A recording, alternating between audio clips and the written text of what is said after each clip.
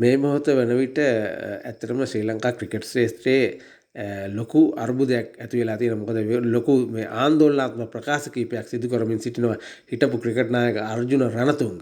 ඔහු මේ තරම් දවසක් ඇමරිකාවට වෙලා ඉඳලා ඔහුගේ ව්‍යාපාර කටයුතු කරමින් ඉඳලා ලංකාවට ඇවිල්ලා එකපාරටම ඔහු අරුණ කුමාර දිසානායක, ශම්මි සිල්වා මේ සියලු දේවල් සම්බන්ධව විවේචන කරමින් ඉන්නවා. ඇත්තටම අර්ජුන ලෝක කුසලානයක් ජයග්‍රහණය කළ නායකයා.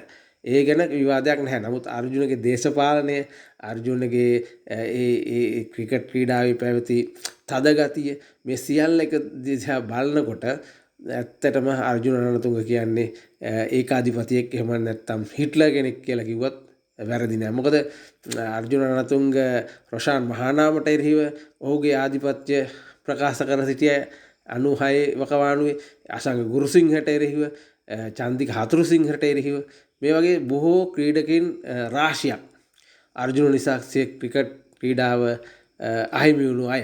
මෙයට කෙලින් අද කතා කරනවා නම් අර්ජුන රණතුංගට එරෙහිව වුන් ප්‍රකාශ නිකුත් කළ යුතුයි. නමුත් රොෂාන් මහානාමවත් අසංග ගුරුසිංහ චන්දික හතුරුසිංහ මම හිතන්නේ මේ ක්‍රීඩකයෝ තමන්ගේ විරුද්ධත්වය ප්‍රකාශ කළේ නිහඬතාවයකින් තමයි.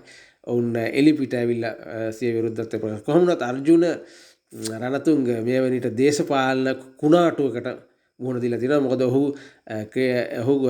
ඇමතිවරයා වශයෙන් කටයුතු කරන යුගයේ khනිජ නීතිගත සංස්ථාව සම්බන්ධයෙන් ඔහු ඇමතිවරයා විදිහට හිටියේ. ඉතින් අන්න ඒ වකවානුවේ සිදුණු දූෂණ, ටෙන්ඩර් අක්‍රමකිතා මෙන්න මේ සිදුවීම් සියල්ල හේතු කොටගෙන ඔහුට උසාවියේ පෙනී සිටීමට සිදු වෙලා තියෙනවා. මෙන්න මේ තත්ත්වයෙන් මිදෙන්න ඔහු මම හිතන්නේ මේ වගේ ආందోලනාත්මක ප්‍රකාශ මේ වෙනිට සිදු කරමින් සිටිනවා. විශේෂයෙන්ම ඔහු ශම්මි සිල්වාට එරෙහිව කතා කරනවා. හැබැයි සනත් ජයසූරියට එරෙහිව එක වචනයක්වත් ඔහු කියන්නේ නැහැ.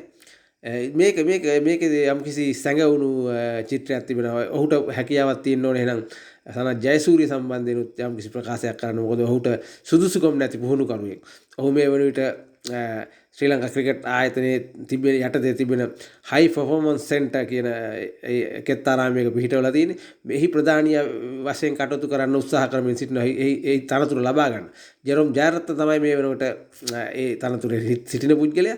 නමුත් සනත් ජයසූරිය මේ තනතුර ඉල්ලාගෙන කරන්න යන දේ සම්බන්ධයෙන් අර්ජුන රණතුංගට ප්‍රකාශයක් කරන්න බෑ. මොකද්ද අර්ජුන රණතුංග මේ වෙන විට සිදු කරමින් සිටින්නේ? ඔහු කියනවා මම යලිත් දේශපාලනයට එනවා. දේශපාලන නායකින් සමග සාකච්ඡා කරමින් ඉන්නවා කියලා. අර්ජුනට මතක ඇති අර්ජුන ශ්‍රී ලංකා ක්‍රිකට් ආයතනයේ නිලවරණයට ඉදිරිපත් වුණු වෙලාවේ තිලංග සුමතිපාල සමග ඔහුට ලැබුණේ ඡන්ද 7යි. තිලංග සුමතිපාල ඡන්ද 125ක් පමණ ලබා ගන්න මොහොතක අර්ජුන රණතුංගට ලැබුණේ ඡන්ද 7යි. ඉතාමත් ඛේදනීය තත්ත්වයක් තමයි අර්ජුන රණතුංගට මුහුණ දෙන්න සිද්ධ වුණේ. මට මතකයි ඔහු මැතිවරණයක් ජයග්‍රහණය කරලා පාර්ලිමේන්තුවට ගියා. හැබැයි ඉන්පසු ඔහු විශාල දේශපාලනික කඩාවැටීමකට ලක් වුණ පුද්ගලයෙක්. ඉතින් අර්ජුනගේ මේ ක්‍රියාව සම්බන්ධයෙන් ඔහු වටා සිටින අය පවා ඉතාමත් අප්‍රසන්න හැඟීමකින් තමයි කටයුතු කරන්නේ. හැබැයි කෙසේ වුණත් ඔහුට ඉදිරි දින කිහිපය තුළ හිරේ විලංගුවේ වැටෙන අවස්ථාවක් ලැබෙන දෙයක් තමයි අපිට පෙනෙමින් තියෙන්නේ.